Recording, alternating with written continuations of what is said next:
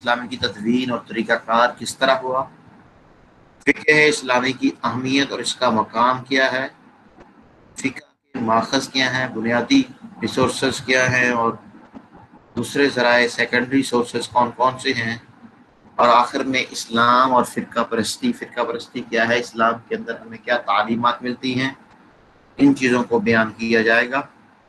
سب سے پہلے فقہ کا لغوی معنی۔ فقہ کا لغوی معنی کسی چیز کی معرفت، کسی شے کا جاننا، اس کی معرفت، اس کا فہم۔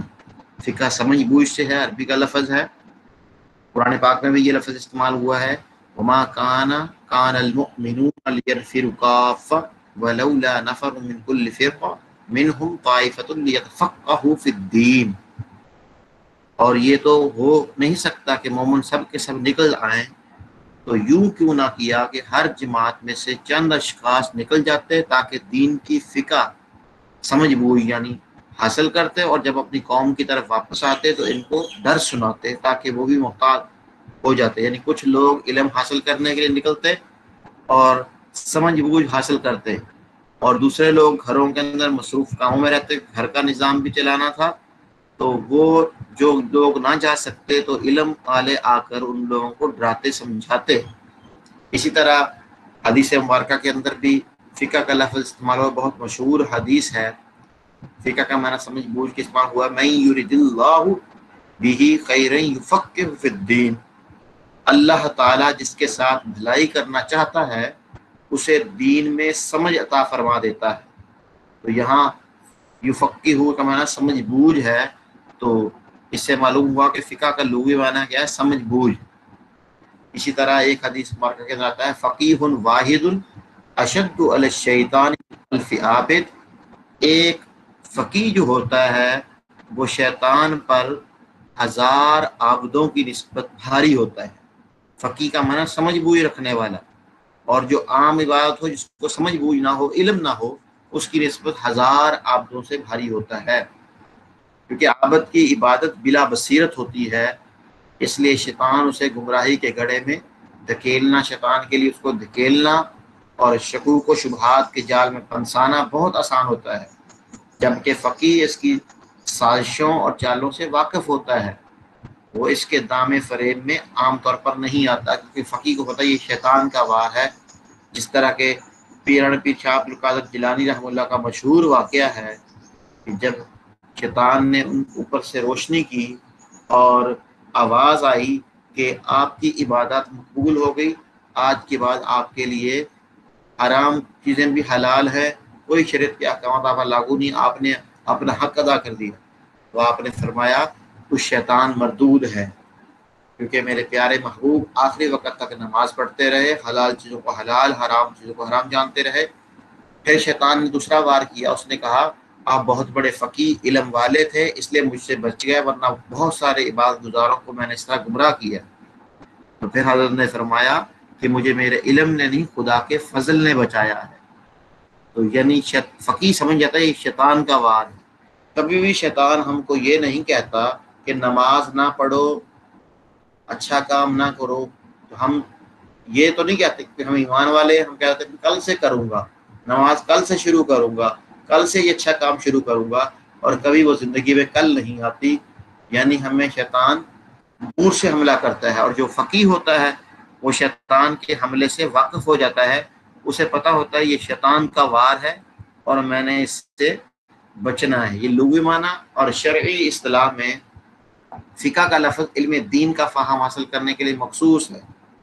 امام ابو حنیفہ رحمہ اللہ فقہ کی تعریف یوں فرماتے ہیں، معرفت النفس ما لها وما علیہا۔ فقہ نفس کے حقوق اور فرائض اور واجبات جاننے کا نام ہے، یعنی جو چیز نفس کے لیے فائدہ مند ہے، جو نقصان دہ ہے، ان چیزوں کا نام فقہ ہے۔ اور فواتح الرحمود بشرح مسلم الثبوت کے اندر فقہ کی تعریف یوں کی گئی ہے، العلم بالاحکام الشرعیۃ العملیۃ من ادلتها التفصیلیہ۔ احکام فرعیہ، شرعیہ، عملیہ کو تفصیلی دلائل سے جاننے کا نام کیا ہے؟ فقہ ہے۔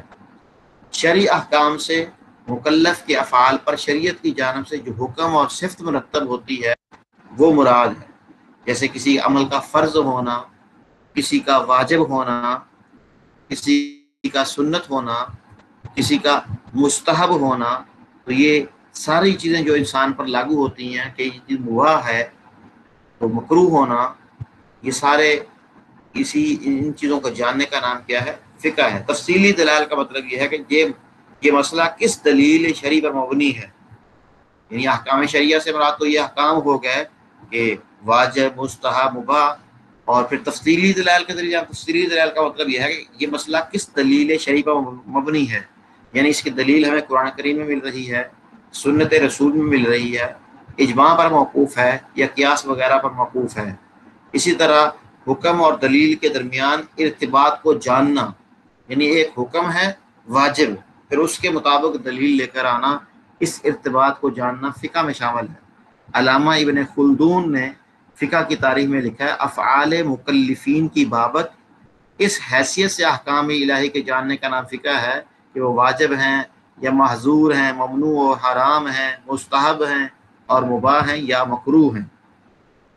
تو اب ساری تعریفات سے واضح کیا ہوا؟ فقہ اسلامی سے مراد ایسا علم و فہم ہے جس کے ذریعے قرآن و حدیث کے معنی و اشارات کا علم ہو جائے اور احکامات کی مخصوص دلائل کے ذریعے معرفت حاصل ہو، جیسے نماز کی فرضیت کا علم اقیم الصلاۃ کے ذریعے حاصل ہوا، زکوٰۃ کی فرضیت کا علم آتوا الزکوٰۃ کے ذریعے حاصل ہوا، تو اس کو کیا کہتے ہیں؟ سمجھ بوجھ۔ یہ ہو گیا فقہ کا لغوی اور اصطلاحی مفہوم۔ علم فقہ کا موضوع کیا ہے؟ مکلف آدمی کا فعل جس کے احکام سے اس علم میں بحث ہوتی ہے، مکلف آدمی کا فعل جس کے احکام سے اس علم میں بحث ہوتی ہے، مکلف آدمی کا فعل جس کے احکام سے اس علم میں بحث ہوتی ہے، مثلا انسان کے کسی فعل کا صحیح، فاسد، فرض، واجب، سنت، مستحب یا حلال و حرام ہونا وغیرہ، یہ ہے فقہ کا موضوع، یعنی مکلف آدمی کے جو فعل ہیں یہ موضوع ہے فقہ کا، اور فقہ کی غرض و غایت کیا ہے؟ سعادت دارین کی کامیابی، دونوں جہانوں کی کامیابی۔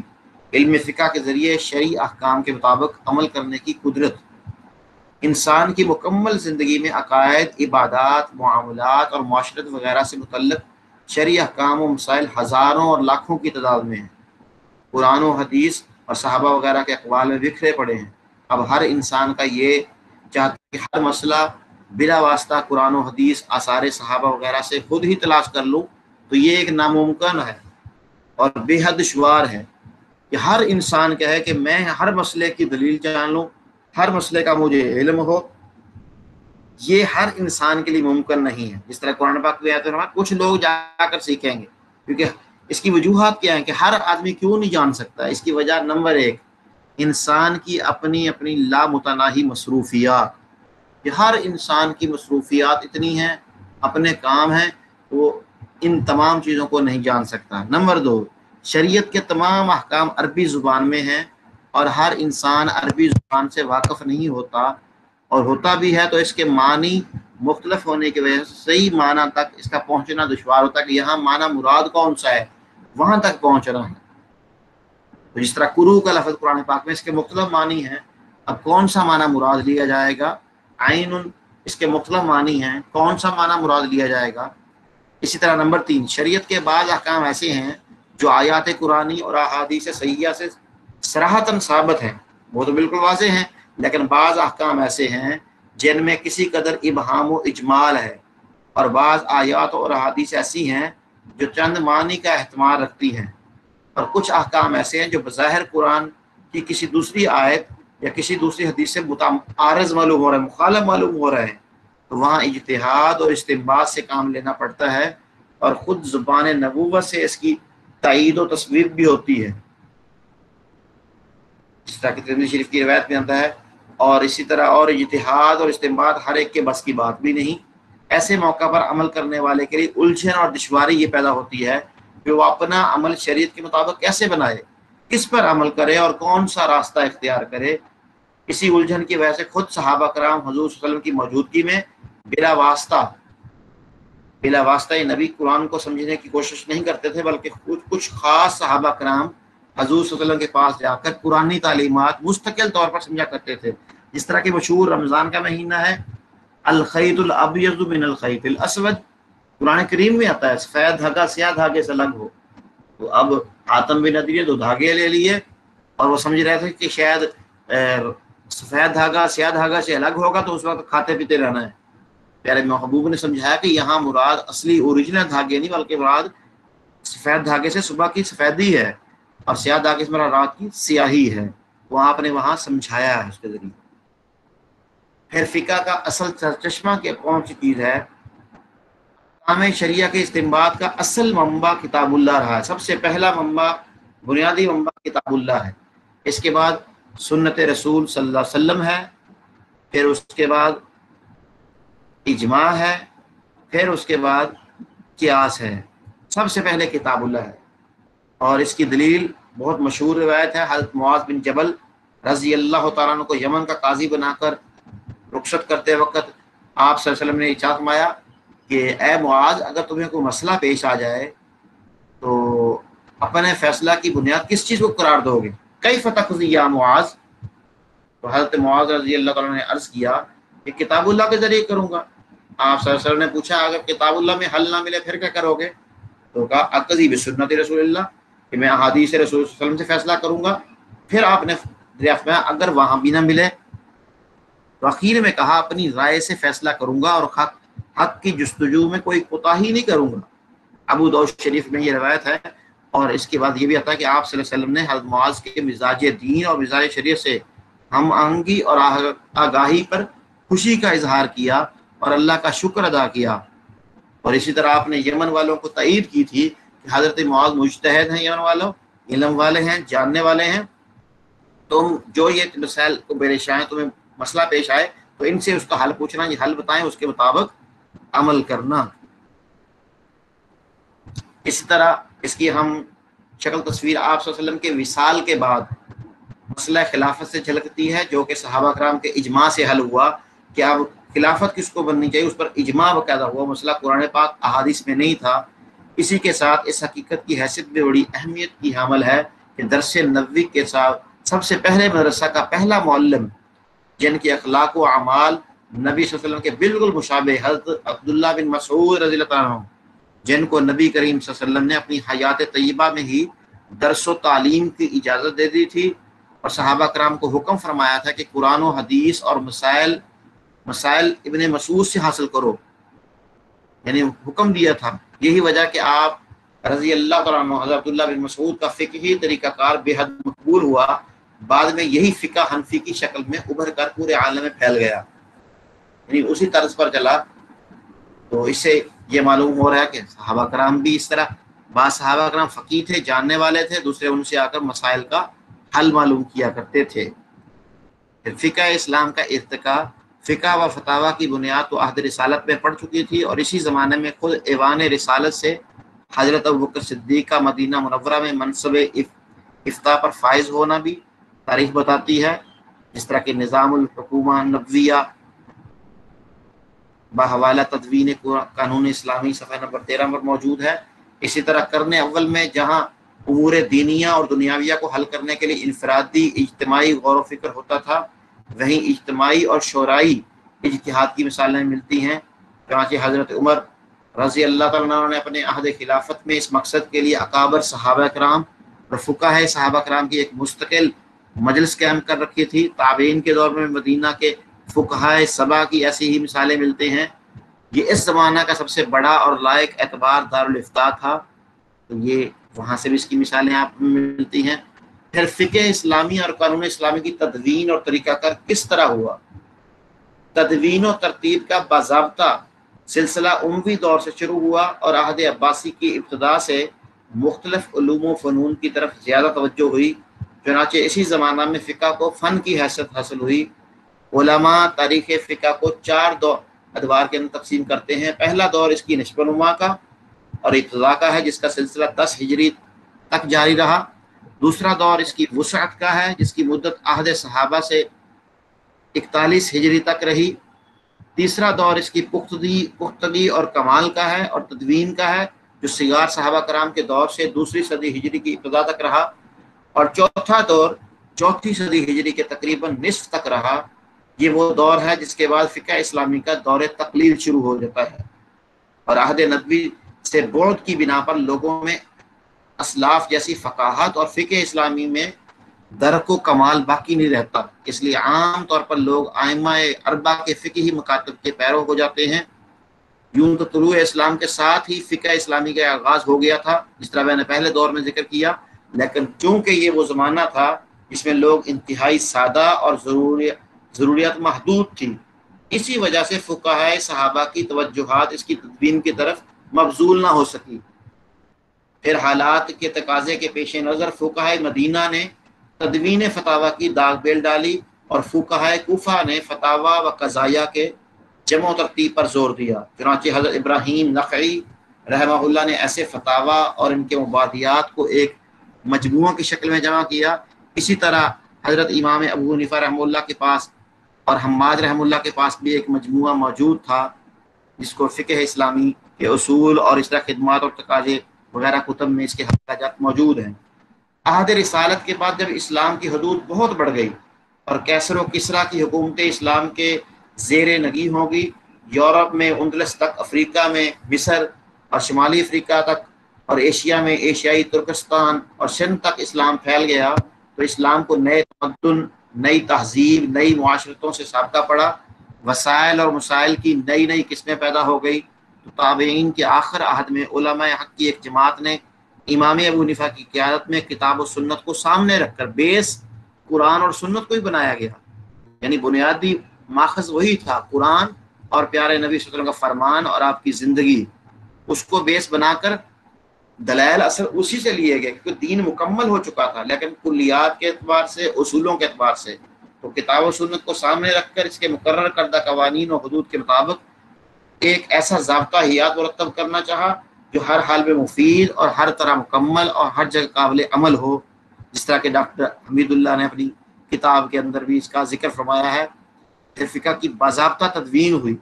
فقہ کی باضابطہ تدوین کا شرف سب سے پہلے جس شخصیت کو حاصل ہوا وہ امام ابو حنیفہ رحمہ اللہ کی ذات والا صفات ہیں۔ اسی لیے امام شافعی رحمہ اللہ فرماتے تھے من اراد الفقہ فہو عیال علی ابی حنیفہ، کہ جو بھی فقہ کو حاصل کرنا چاہے گا وہ امام ابو حنیفہ کا کنبہ ہی شمار ہوگا۔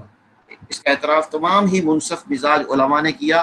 حافظ جلال الدین سیوطی شافعی رحمہ اللہ فرماتے ہیں انہ اول من دون علم الشریعہ ورتبها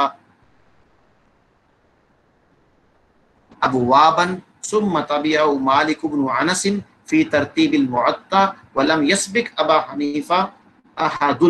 کتنے واضح الفاظ میں فرما رہے ہیں امام جلال الدین سیوطی رحمہ اللہ، امام ابو حنیفہ رحمہ اللہ پہلے شخص ہیں جنہوں نے علم شریعت کی تدوین کی اور اسے باب وار مرتب کیا۔ پھر معطا کی ترتیب میں امام مالک رحمہ اللہ نے انہی کی پیروی کی۔ امام ابو حنیفہ رحمہ اللہ سے پہلے کسی نے یہ کام نہیں کیا باقاعدہ۔ علامہ ابن حجر مکی رحمہ اللہ فرماتے ہیں انہ اول من دون علم الفقہ ورتبہ ابوابا وکتبا علی نحو ما هو علیہ اليوم وتبعہ مالک فی معطا۔ امام ابو حنیفہ رحمہ اللہ پہلے شخص ہیں جنہوں نے علم فقہ کو مدون کیا اور کتاب اور باب پر اس کو مرتب فرمایا جیسا کہ آج موجود ہے، اور امام مالک رحمہ اللہ نے اپنی معطا میں انہی کی اتباع کی۔ پھر اہم بات یہ کہ امام صاحب رحمہ اللہ نے دوسرے فقہا کی طرح انفرادی طور پر اپنی آراء مرتب نہیں کی، بلکہ حضرت عمر رضی اللہ تعالیٰ کی طرح شورائی انداز اختیار کیا۔ چنانچہ علامہ موفق رحمہ اللہ فرماتے ہیں مناقب ابو حنیفہ میں فوضع ابو حنیفہ مذہبہ شورا بینہم لم یستمد بنفسہ دونہم، یعنی امام ابو حنیفہ رحمہ اللہ نے اپنا مذہب شورائی رکھا، وہ شرکائے شورا کو چھوڑ کر تنہا اپنی رائے مسلط نہیں کرتے تھے۔ اس کا نتیجہ تھا کہ بعض اوقات ایک مسئلہ پر ایک ماہ یا اس سے زیادہ بحث و مباحثہ کا سلسلہ جاری رہتا۔ چنانچہ امام صاحب رحمہ اللہ نے اپنے 1000 شاگردوں میں سے 40 کو منتخب کر کے دنیا کی بے نظیر شورائی طرز کی ایک مجلس تدوین فقہ قائم کی۔ 40 بڑے بڑے علماء اس زمانے کے، تو ان کو اکٹھا کیا اور ایک ایک مسئلے پر بحث ہوتی۔ یہ اسی قانون اسلامی کی جامعیت اور وسعت ہے کہ سائنس اور ٹیکنالوجی کا یہ عہد جدید اور مستقبل کا کوئی بھی ترقی یافتہ اور عصری تمدن اپنے مسائل و معاملات کے لیے اس کا دامن تنگ نہیں پا سکتا۔ ڈاکٹر حمید اللہ تحریر فرماتے ہیں پھر ان مباحثوں میں تقریباً 5 لاکھ مسئلے مرتب ہوئے جن کو حل کیا گیا، جن میں سے 38,000 کا تعلق عبادات سے تھا، اور باقی دیکھیے 4,62,000 مسائل ایسے تھے جن کا تعلق معاملات سے تھا، ان کو حل کیا گیا۔ اور یہ بات خوب اچھی طرح ذہن نشین ہونی چاہیے کہ اس مجلس میں محض انہی مسائل پر بحث و مباحثہ ہوا کرتا تھا جن سے قرآن و حدیث ساقط تھے، یعنی قرآن و حدیث میں واضح احکامات ہمیں ملتے نہیں ہیں تو ان کے بارے میں بحث کی گئی، نہ کہ ان مسائل پر جن کی قرآن و حدیث میں پوری وضاحت ہے۔ جو مسائل بالکل واضح ہیں ان پر ڈسکس نہیں ہوئی، یعنی اس کے علاوہ جو جتنے مسائل تھے، لیکن حل کس کی روشنی میں کیا گیا؟ قرآن و سنت کی روشنی میں۔ اس کی مثال ایک دے دیتا ہوں صرف آپ کو یہاں، مثال کے طور پر شراب حرام ہے، اس کا تو قرآن پاک میں ذکر ہے۔ اب اس کے علاوہ جو دوسرے نشہ آور چیزیں ہیں، بھنگ ہو گیا، افین ہو گیا، وہ بھی حرام ہے یا نہیں؟ تو فقہائے کرام نے جہاں دیکھا، اس کی علت اور وجہ کو تلاش کیا، اس کی علت اور ریزن کیا ملی؟ کہ علت یہ ہے کہ نشہ ملا، ایسا نشہ جس سے انسان کی عقل صحیح طور پر کام نہیں کرتی، اچھائی اور برائی میں اس کو صحیح طرح تمیز نہیں ہوتی، گناہ اور اچھے کام میں اس کو فرق محسوس نہیں ہوتا۔ تو انہوں نے ایک حکم لگا دیا، ہر وہ چیز جس کے اندر ایسا نشہ ہو جس سے صحیح طور پر انسان کام نہ کر سکے یا اچھائی برائی میں صحیح طور پر فرق نہ کر سکے، اپنے اور بیگانے کو صحیح طور پر پہچان نہ سکے، ادب و احترام والی چیزیں اس سے ختم ہو جائیں، تو وہ نشہ حرام ہوگا، وہ جس چیز میں پایا جائے۔ اسی طرح دوسری مثال دیکھ لیں، اگر مکھی گر جائے پانی کے اندر تو حدیث مبارکہ کے اندر آتا ہے اس کو ڈبو کر، ایک پر میں اس کے بیماری ہے، ایک میں شفا ہے، اس کو ڈبو کر باہر پھینک دو، پانی پاک ہوگا۔ اب مکھی کا مسئلہ تو مل گیا، لیکن اس کے علاوہ جو ہزاروں حشرات الارض ہیں، جو زمین پر کیڑے مکوڑے ہیں، ان کا حکم ہمیں کہیں بھی نہیں ملتا۔ مچھر ہے، کتنی چیزیں ہیں، تو ان کا حکم نہیں ملتا۔ ان کا حکم کیا ہوگا؟ تو فقہائے کرام نے غور و فکر کیا، مکھی کی علت تلاش کی کہ مکھی کے اندر خون ہے لیکن بہنے والا خون نہیں ہے، تھوڑا سا معمولی سا خون، بہنے والا نہیں ہے۔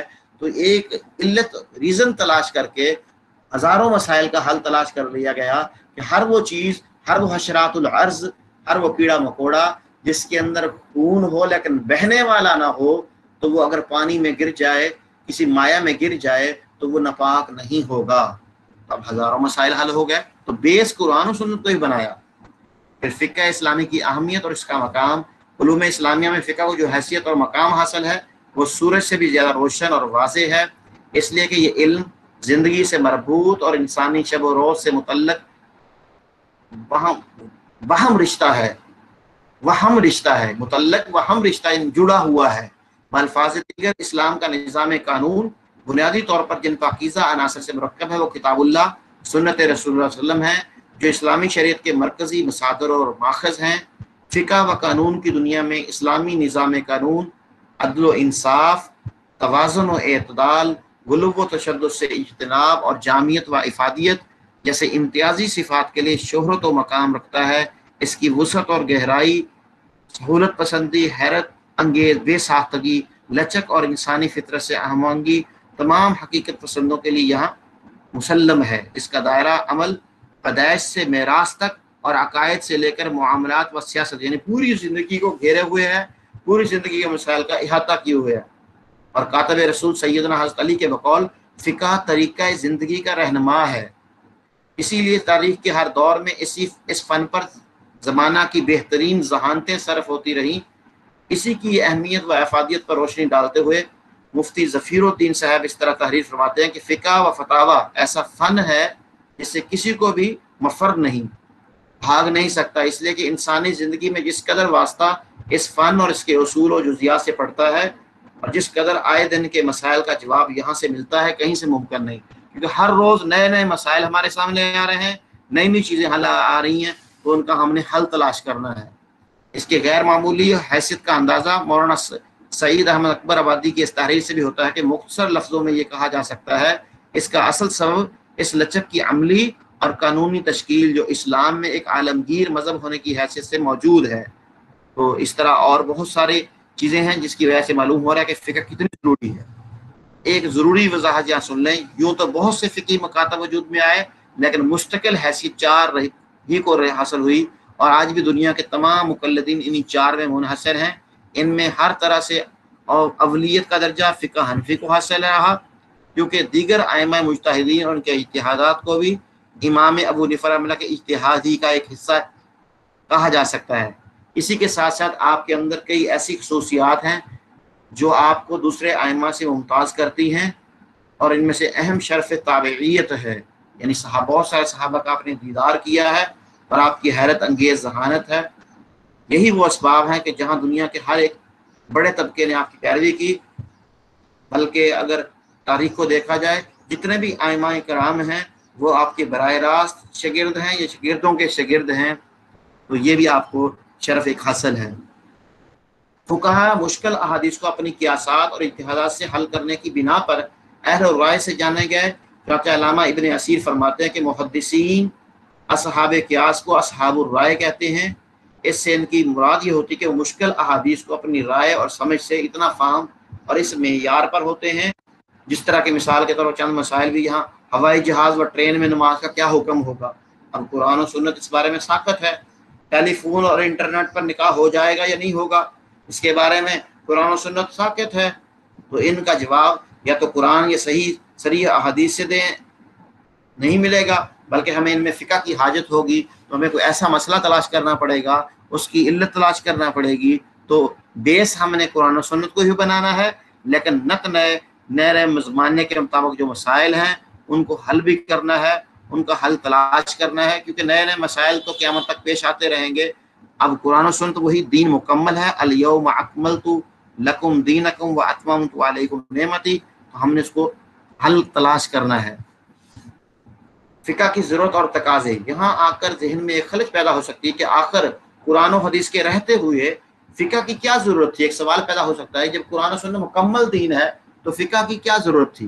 तो इस सिलसिले में ये कहा जा सकता है किताब और सुन्नत के नसूस में अहकाम का दायरा महदूद व मुतनाही है, यानी कुरान पाक में अहकाम की आयत 500 है, तो वो महदूद है, लिमिटेड है, अनलिमिटेड नहीं है, जो मसाइल बयान हो चुके।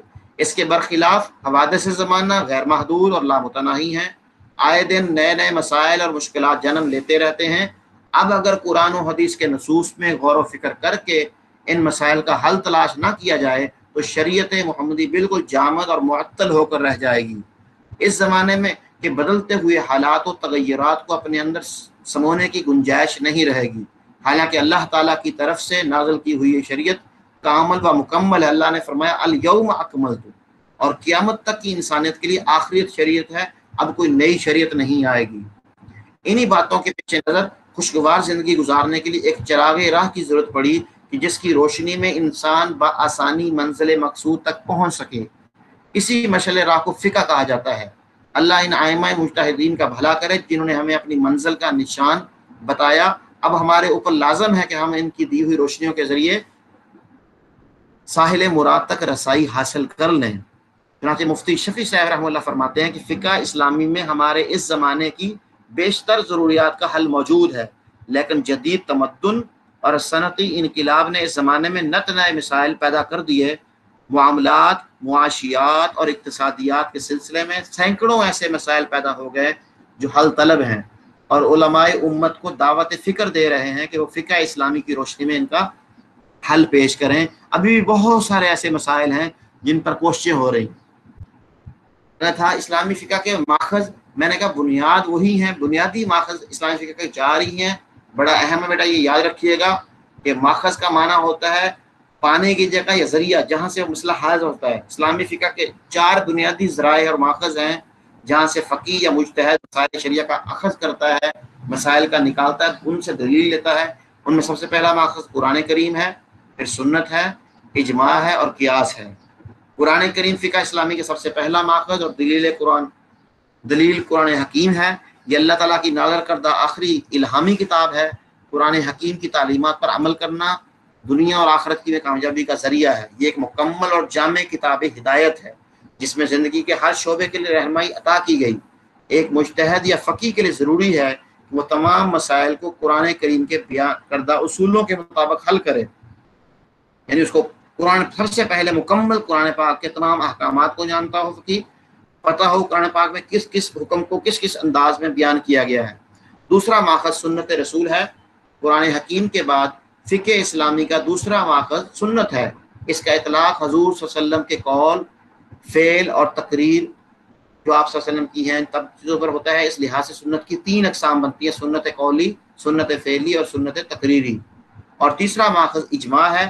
قرآن و سنت کے بعد فقہ اسلامی کا تیسرا بنیادی ماخذ اجماع ہے۔ اجماع کا لغوی معنی پکا ارادہ اور اتفاق، اور اصطلاحی طور پر اس کا معنی ہے کسی زمانے میں امت محمدیہ کے مجتہدین کی رائے کا کسی شرعی مسئلے پر متفق ہونا۔ تمام مجتہدین ایک مسئلے پر متحد ہو جائیں، اور پیارے محبوب فرماتے ہیں لا تجتمع امتی علی الضلالہ، میری من حیث الامت، میری امت گمراہی پر جمع نہیں ہو سکتی۔ اجماع قرآن و سنت کے اصولوں کو بالائے طاق رکھ کر نہیں بلکہ ان کی رہنمائی میں کیا جائے گا۔ جب اجماع کو قرآن و سنت کے دلائل کے ساتھ مضبوط کر دیا جائے تو یہ قطعی حکم بن جاتا ہے جس پر عمل کرنا لازم ہو جاتا ہے۔ اور چوتھا قیاس ہے۔ قیاس کا لغوی معنی اندازہ کرنا، کسی شے کو اس کی مثل کی طرف لٹانا۔ جب کسی ایک شے کے اچھے اور برے دونوں پہلو سامنے رکھ کر اس کا موازنہ کتاب و سنت میں موجود کسی امر شرعی کے ساتھ کیا جائے اور پھر کسی نتیجہ پر پہنچا جائے تو یہ عمل قیاس کہلاتا ہے۔ وہ کسی علت یا سبب کو بنیاد بنا کر کسی سابقہ حکم کی روشنی میں نئے مسائل حل کرنا، جس طرح آپ کو میں نے 2 مثالیں دی ہیں، شراب کی اور مکھی کی دی ہیں، تو ایک مسئلے سے ہم نے کئی مسائل حل کر لیے۔ تو اسلامی قانون کے ماخذوں میں ایک ماخذ عرف بھی آتا ہے جو ایک مخصوص دائرے میں معتبر ہے۔ اس کا معتبر ہونا قرآن و حدیث سے ثابت ہے اور فقہاء نے بھی اس کی تسلیم کیا ہے۔ اسی طرح اسلامی قانون کے ماخذوں میں ایک ماخذ مصلحت بھی آتا ہے، یعنی بعض احکامات کے اندر ہم نے مصلحت کو بھی دیکھیں گے۔ اس طرح شریعت کے ثانوی مصادر کو بھی دیکھیں گے، اس میں قول صحابی بھی ہے۔ جب پہلے 4 بنیادی ماخذ نہیں ملے پھر احکامات آگے چلیں گے۔ پچھلی شریعتوں کے بھی احکامات دیکھیں گے، اگر ہماری شریعت میں کسی چیز کی نفی نہ آ رہی ہو، اس کی مخالفت میں چیز موجود نہ ہو، تو اس طرح سد الذرائع تکالیف کو دور کرنے کے لیے اس صحاب حال کسی حال پر باقی رکھنا، عرف و رواج کی وجہ سے بھی کچھ احکامات تبدیل ہو جاتے ہیں۔ استصلاح اور استحسان، ان اچھا ہی گمان کرنا، ظن المؤمنین خیرہ، اس کی بنیاد پر بھی چند احکامات دیے جائیں گے۔ آخر میں بیٹا یہ اسلام اور فرقہ پرستی ہے، یہ حصہ میرے ایم فل کے تھیسس کے اندر بھی تھا، میں نے وہاں سے لیا ہے، تو اس کو آپ نے ذرا اچھی طرح اسلام اور فرقہ پرستی کو بھی دیکھنا ہے، بڑے اچھے انداز میں لکھا ہوا ہے، تو لیکن آپ نے اس کو اچھی طرح ایک دفعہ ریڈ کر لینا ہے، مشکل نہیں ہے۔ یعنی اسلام اتحاد کی تعلیم دے رہا ہے، یکجہتی، ہم آہنگی، ربط اور تنازعات اور اختلافات کو جڑ سے اکھاڑ دینا اسلام کا مطالبہ ہے۔ نفرتوں کو اسلام نہیں پھیلاتا، اسلام محبتوں کو بانٹتا ہے، اسلام جوڑتا ہے۔ قرآن پاک میں واضح الفاظ میں یہ بات موجود ہے کہ ولا تفرقوا یا ایھا الذین آمنوا اتقوا اللہ حق تقاتہ ولا تموتن الا وانتم مسلمون واعتصموا بحبل اللہ، مضبوطی سے تھام لو اللہ کی رسی کو، توحید کو، ولا تفرقوا، آپس میں اختلافات کے اندر نہ بڑھو، آپس میں محبتیں بانٹو۔ ولا تفرقوا فعل نہیں ہے جو حرمت پر دلالت کر رہا ہے، یعنی جس طرح وحدت تو اتحاد واجب ہے، ضروری ہے، تو تفرقہ کو حرام قرار دے دیا گیا، منع کر دیا گیا ہے۔ قرآن کریم میں بہت ساری آیات ایسی ہیں جن میں مومنوں کی جماعت کو لازم پکڑنے اور آپس میں محبت پر ابھارتی ہیں، اور یہ بیان کرتے کہ امت اسلامیہ امت واحدہ ہے، اور یہ وہ حقیقت ہے جس کی تائید قرآن کریم کے اکثر آیات کی روشنی میں بھی ہوتی ہے۔ بہت ساری آیت کریمہ ہیں، جس طرح کہ قرآن سورۃ آل عمران کے اندر آیت نمبر 102 اور 103 اس میں یہ تفصیل کے ساتھ موجود ہے۔ اس طرح بہت ساری پیارے محبوب کی احادیث ہیں۔ واعتصموا بحبل اللہ جمیعا، تو یہاں مراد جماعت ہے، جماعت کو لازم پکڑیں، تو حضرت عبداللہ بن مسعود رضی اللہ عنہ کی روایت ہے۔ اور اسی طرح ولا تکونن کالذین تفرقوا واختلفوا من بعد ما جاءهم البینات، ان لوگوں جیسے نہیں ہونا جنہوں نے آپس میں علم آنے کے بعد فرقہ بندی کا شکار ہو گئے اور آپس میں اختلافات اور جھگڑے کرنے لگے، آپس میں وحدت کو، اتحاد کو چھوڑ دیا، ویسا نہیں بننا، تو اس کی مذمت کی جا رہی ہے۔ اسی طرح یہ بہت ساری احادیث مبارکہ الجماعت رحمت والفرقۃ عذاب، جماعت رحمت ہے اور فرقہ بندی عذاب ہے۔ من فارق الجماعت شبرا، جو ایک بالشت بھی جماعت سے دور ہوا، اس نے اسلام کا جو قلادہ ہے اس کو اپنے گلے سے پٹا ہے، اس کو اپنے گلے سے اتار دیا۔ تو اس کو آپ ذرا اچھی طرح ریڈ کر لیں گے، اچھی طرح دیکھ لیں گے، اور آگے ہر چیز کا حوالہ بھی آپ کے سامنے موجود ہوگا، پیج نمبر اور کتاب بھی موجود ہوگی، اصل کتاب کی طرف بھی مراجعت کی جا سکتی ہے، اس میں سے بہت سارا ڈیٹا دیکھا جا سکتا ہے۔ تو یہ حاصل بحث بھی آخر میں کہ اسلام کا مقصد کیا ہے، اتحاد و اتفاق کسی بھی قوم کی ترقی اور اعلیٰ اہداف کے حاصل کرنے، نیز سربلندی اور کامیابی کے حصول میں موجزانہ کردار ادا کرتا ہے۔ موجودہ دور میں مسلمانوں کا اتحاد ایک اہم ترین مسئلہ ہے اور ناقابل انکار ضرورت ہے۔ مسلمانوں میں مسلکی عصبیت اتنی زیادہ بڑھ گئی، اس سے کئی اسلامی تعلیمات مجروح ہونے لگی ہیں۔ یعنی ائمہ کرام میں جو اختلاف تھا وہ صرف اولا عدم اولا کا تھا، ایک یہ کہہ رہا تھا یہ بہتر ہے، دوسرا کہتا میرے نزدیک یہ بہتر ہے، اور آج مسلمانوں کے جو اندر جو اختلاف اتنے بڑے اور کفر و اسلام تک پہنچ چکے ہیں، ایک دوسرے کو طعن و تشنیع کا نشانہ بنا رہے ہیں، حالانکہ علمی اختلاف ہونا، فرمایا اختلاف امتی رحمت، علماء کا علم کا اختلاف ہونا یہ ہر چیز ہر فیلڈ میں ہوتا ہے۔ اس طرح دین کے نئے نئے مسائل حل کرنے کے لیے یہ اختلاف ضروری ہے تاکہ نئے مسائل کا حل ملے، لیکن جب عوام الناس اختلاف کریں وہ فتنہ پیدا ہو جاتا ہے، آپس میں نفرتیں بڑھنے لگتی ہیں، اور اس کی اسلام سختی سے مذمت کرتا ہے۔ تو اللہ تعالیٰ ہمیں یہ فقہ کا بہت اچھا لیکچر ہے، اس کو اچھی طرح سمجھنے کی اور اس پر عمل کرنے کی توفیق عطا فرمائے۔ جی بیٹا اب آپ کی طرف سے